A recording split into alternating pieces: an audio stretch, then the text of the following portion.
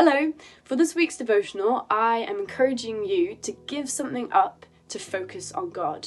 As Christians, we are constantly battling against worldly temptations, and these are things that very much take our time and attention away from God.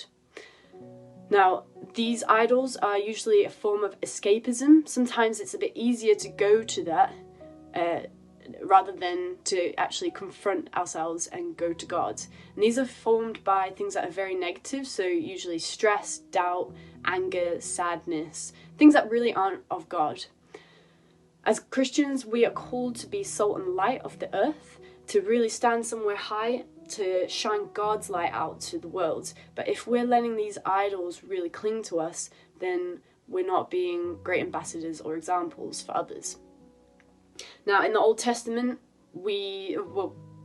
those who believed in God, they would sacrifice animals on the altar. But since Jesus has been, we are called to sacrifice instead our idols.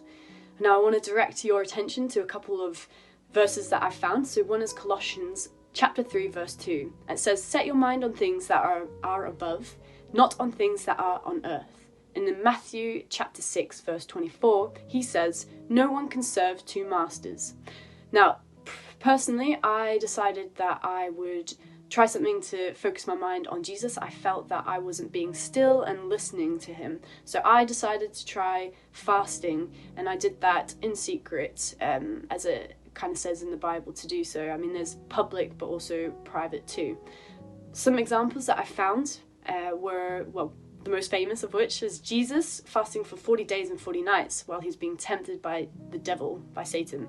He said, "Man shall not live on bread alone." Now, 40 days and 40 nights, would not recommend. Don't try that at home. It was very much a supernatural fast. That was God sustaining Jesus through that time. We see a similar example with Moses. He fasted also for 40 days and 40 nights. And out of that, he brought down the 10 Commandments. So I think if we are to give something up in ourselves, what will God do through us, through that sacrifice that we've made, through that time we've spent with him? Other examples, Daniel, he ate no meat or wine for 3 weeks because it violated God's laws, the food did.